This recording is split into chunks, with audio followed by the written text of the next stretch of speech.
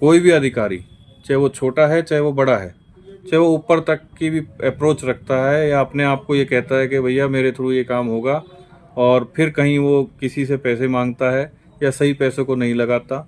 Even मैं तो फिर आपको कह रहा हूँ, कोई सरपंच ऐसा काम कर रहा है या कोई सेक्रेटरी ऐसा काम कर रहा है जो पंचायत सचिव होते हैं, या फिर कोई भी नगर पालिका से लेके कहीं पे भी कोई आपको ऐसा व्यक्ति या जो आपको अधिकारी नज़र आता है कि भाई ये अपने काम में गड़बड़ कर रहा है, हेर फेर कर रहा है, कहीं कोई एविडेंस है आप दीजिए, उस पर तुरंत कार्रवाई होगी। इस चीज़ की आप चिंता मत कीजिए, आपका काम भी सरकार का भी अच्छे तरीके से होगा, और आपकी जो समस्याएं हैं आम जन की, आप खुल के उठाइए, हम लोग आपके साथ हैं और उस पर कार्रवाई करवा के देंगे।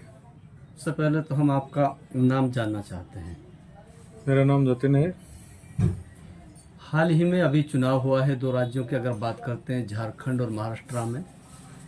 महाराष्ट्र में फिर भाजपा ने अपनी बढ़त बनाई, वहाँ फिर सरकार बनाई है।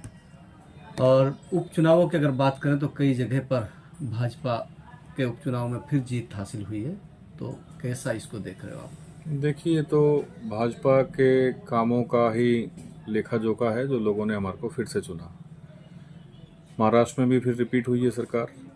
झारखंड में हमारे लिए अच्छी खबर ये है कि कांग्रेस वहाँ पे फिर डिग्रेड हो गई है, महाराष्ट्र में डिग्रेड हो गई है।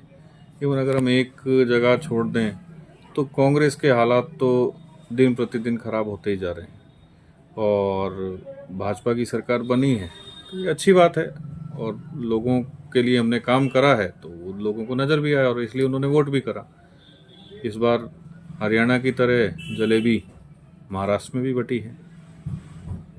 तो वहाँ इसके अगर हम बात करें झारखंड और महाराष्ट्र की, जीत वहाँ होती है और मेवात के नेता यहाँ पर लड्डू बांट कर खुशी मना रहे हैं, तो कैसा महसूस करते हैं? देखिए, ये तो हर भाजपा के नेता के लिए ही बड़ी अच्छी बात है। नेता हो चाहे कार्यकर्ता हो, सबके मन में खुशी है।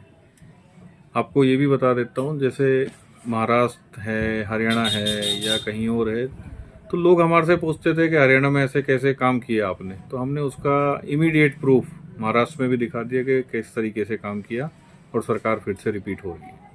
लोग कहने लगे हैं कि अब तो भाजपा कांग्रेस को सत्ता देने वाली नहीं है और भाजपा की तरफ ही लोगों को आना चाहिए, तो इस तरीके की लोग सोचने लगे हैं। तो क्या लगता है? 2 रीज़न है। सबसे पहला रीज़न तो ये कि भाजपा ने काम करवाए हैं, विकास कराया है जो धरातल पे दिखाई दे रहा है।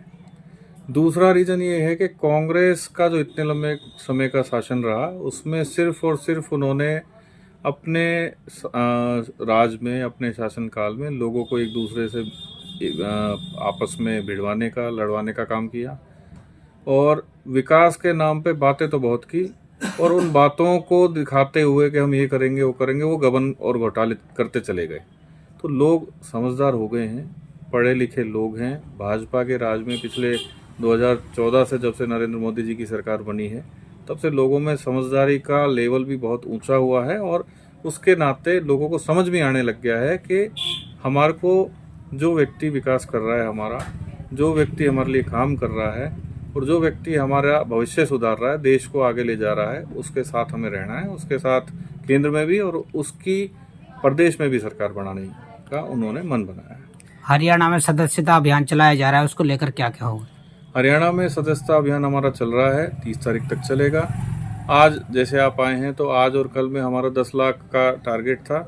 मेवात और खास करके नूंह जिले की बात करें, तीनों विधानसभाओं में हम लगभग 35,000 से ज़्यादा सदस्य बना चुके हैं अभी तक, और डाटा ये आंकड़ा रोज़ बढ़ रहा है। जो मैं अभी आपको 35 बता रहा हूँ, हो सकता है ये और भी बढ़ चुका हो, क्योंकि ये सुबह तक का डाटा था। तो मेवात में भी काफ़ी लोग हमारे साथ जुड़ रहे हैं और भाजपा की तरफ आकर्षित हो रहे हैं। नसीम अहमद को ये पर्यवेक्षक मेवात जिला का बनाया गया है, तो कैसा देखते हो इसको?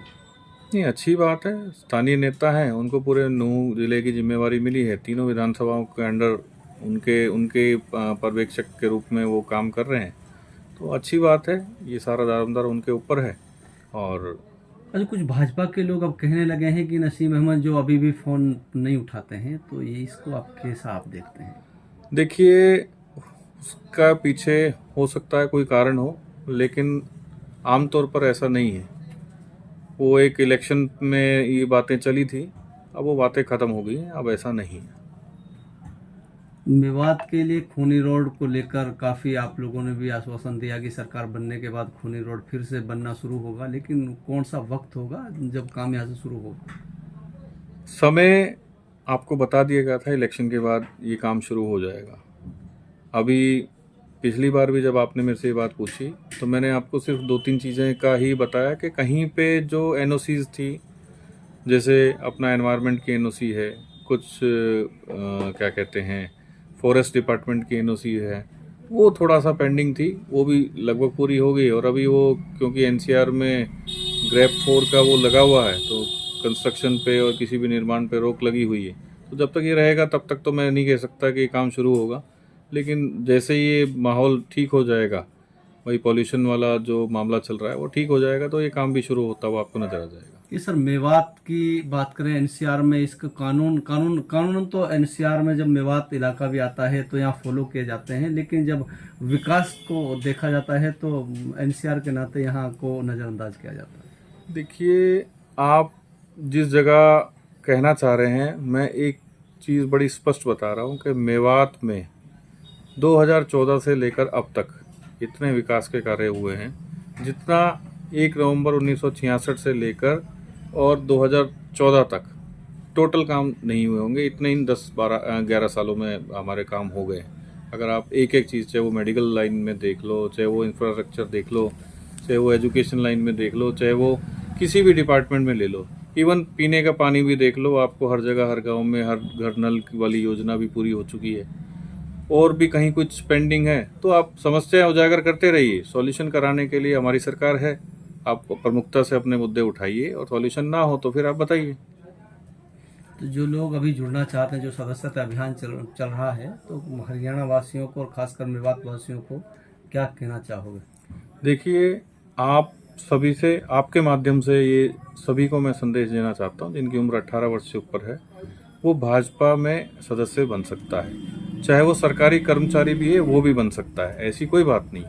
सदस्य बनना सभी का अधिकार है, हक है, वो बन सकता है। इस पे किसी के लिए कोई पर्सनल रोक नहीं है।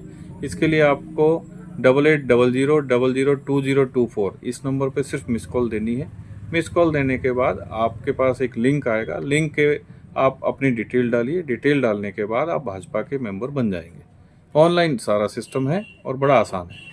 सर, विकास कार्यों के लिए जो भाजपा द्वारा पैसा दिया जा रहा है उसको पारदर्शी तरीके से नहीं लगाया जा रहा है अधिकारियों के द्वारा, क्या कहोगे इसको लेकर?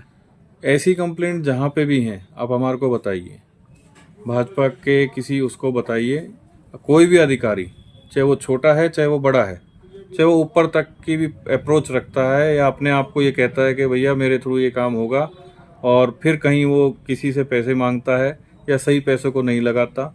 इवन मैं तो फिर आपको कह रहा हूँ, कोई सरपंच ऐसा काम कर रहा है या कोई सेक्रेटरी ऐसा काम कर रहा है जो पंचायत सचिव होते हैं, या फिर कोई भी नगर पालिका से लेके कहीं पे भी कोई आपको ऐसा व्यक्ति या जो आपको अधिकारी नज़र आता है कि भाई ये अपने काम में गड़बड़ कर रहा है, हेर फेर कर रहा है, कहीं कोई एविडेंस है आप दीजिए, उस पर तुरंत कार्रवाई होगी। इस चीज़ की आप चिंता मत कीजिए, आपका काम भी सरकार का भी अच्छे तरीके से होगा और आपकी जो समस्याएं हैं आम जन की, आप खुल के उठाइए, हम लोग आपके साथ हैं और उस पर कार्रवाई करवा के देंगे।